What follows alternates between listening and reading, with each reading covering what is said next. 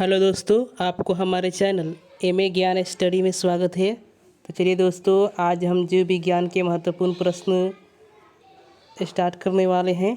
और ये जय प्रक्रम से जो आपका जीव विज्ञान का पहला चैप्टर है जिसका नाम है जय प्रक्रम, उससे संबंधित हम महत्वपूर्ण ऑब्जेक्टिव क्वेश्चन लेकर आए हैं जो आपके एग्ज़ाम में सीधे पूछे जाएंगे। तो चलिए दोस्तों, हम वीडियो को स्टार्ट करते हैं और आपके सामने वस्तुनिष्ठ प्रश्न को आपके सामने रखने की कोशिश करते हैं। तो चलिए पहले प्रश्न को आपको स्क्रीन पर दिखा देंगे। तो पहला प्रश्न आप स्क्रीन पर देख सकते हैं।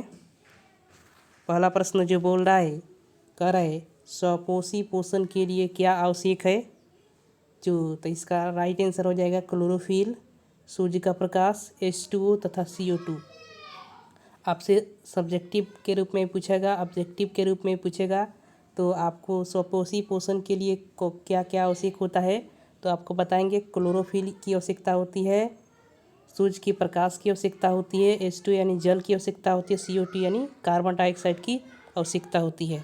अगले प्रश्न की तरफ चलते हैं। तो कह रहा है, अगला प्रश्न आप स्क्रीन पर देख सकते हैं। कह रहा है प्रकाश संश्लेषण के द्वारा किसकी उत्पत्ति होती है।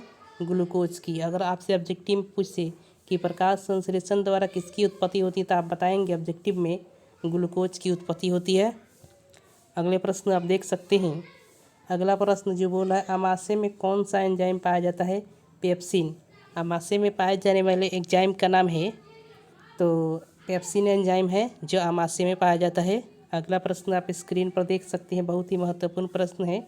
करे हरित लवक के अंदर झिल्ली की तरह दिखाई देने वाली नलियों को क्या कहते हैं। हरित लवक जो होता है इसमें क्लोरोफिल इसका एक भाग है। इसके अंदर झिल्ली की तरह जो दिखाई देने वाली नली होती है उसे क्या कहते हैं। थाइलाकाइड। थाइलाकाइड के नाम से जानते हैं इसमें पाई जाने वाली नली को। आइए अगले प्रश्न की तरफ चलते हैं। 5 नंबर आप प्रश्न देख सकते हैं। 5 नंबर जो प्रश्न स्क्रीन पर दिखाई दे रहा है जो बोला प्रकाश संश्लेषण की प्रक्रिया हरित लवक के किस भाग में होती है। तो इसका राइट आंसर हो जाएगा ग्राना, यानी ग्राना में होती है प्रकाश संश्लेषण की प्रक्रिया। आइए अगले प्रश्न की तरफ चलते हैं। अगला प्रश्न जो स्क्रीन पर आप देख सकते हैं। अगला प्रश्न जो बोल रहा है कि प्रकाश संश्लेषण में ऑक्सीजन की उत्पत्ति किससे होती है।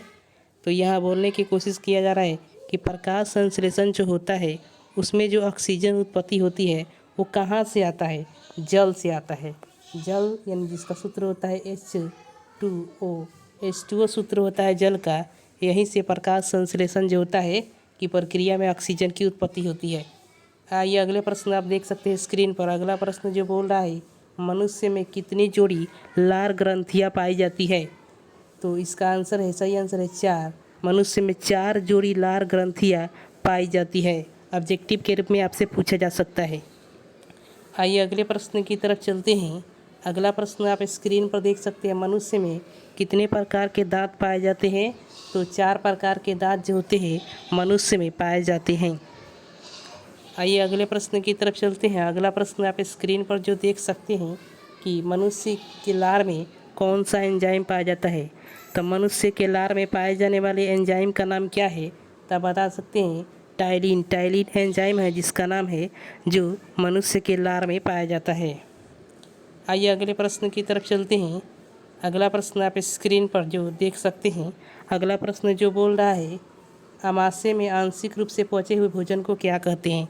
अमाशय में जिस भोजन का पाचन होता है और वह आंशिक रूप से पचता है उसके क्या कहते हैं। तो उसका नाम है काइम। काइम कहा जाता है। अमाशय में अंतिम रूप से जो भोजन पचता है उसे काइम के नाम से जाना जाता है। तो चलिए दोस्तों अगले प्रश्न की तरफ चलते हैं। अगला प्रश्न आप स्क्रीन पर देख सकते हैं। अगला प्रश्न जो बोल रहा है पीत भोजन की अम्लीय भाग को क्या बना देता है। यानी मनुष्य के शरीर के अंदर पीत पाया जाता है। जो बोला जा रहा है कि भोजन के अम्लीय भाग जो होते हैं उसे किस में बदल देता है। तो क्षारीय भाग में बदल देता है। क्षारीय माध्यम में इसे क्या करता है कि बदल देता है। अगले प्रश्न की तरफ चलते हैं। अगला प्रश्न आप स्क्रीन पर देख सकते हैं। अगला पचे हुए भोजन का अवशोषण कहाँ होता है।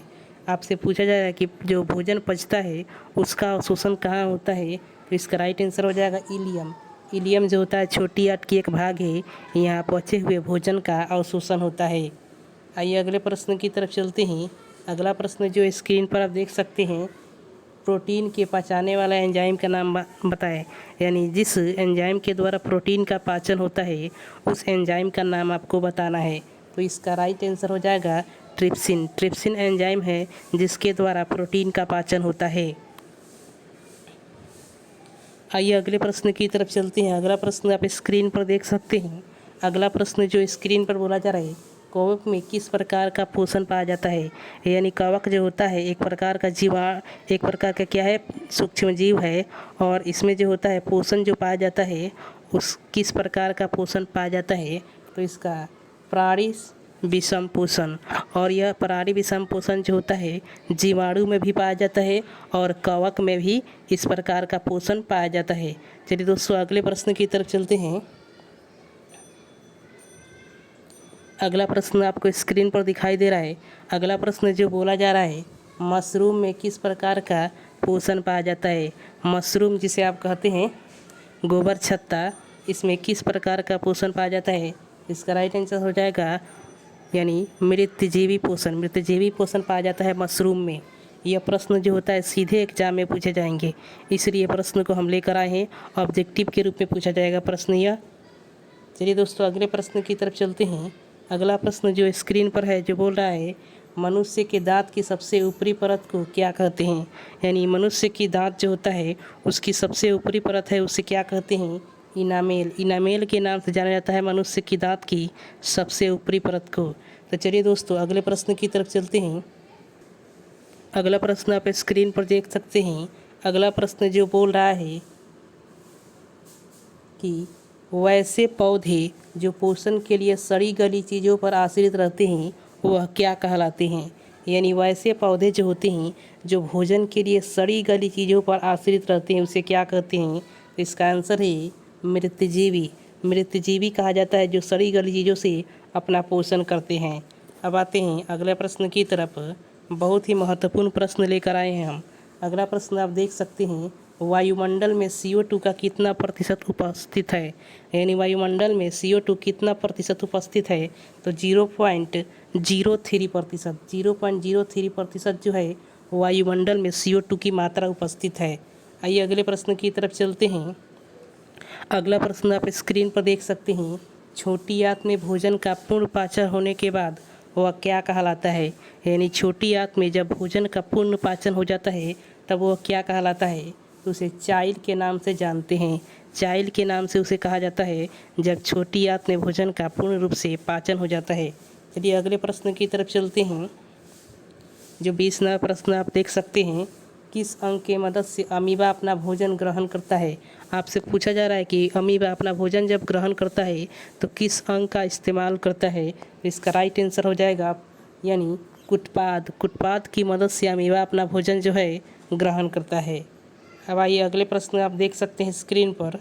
अगला प्रश्न जो स्क्रीन पर बोला जा रहा है कि अमीबा में भोजन का पाचन किस अंग में होता है। तो भोजन राजधानी में जो होता है अमीबा में भोजन का पाचन होता है। अमीबा भोजन का ग्रहण किससे के द्वारा करता है, कुटपाद के द्वारा करता है, और पाचन कहाँ होता है, भोजन राजधानी में होता है।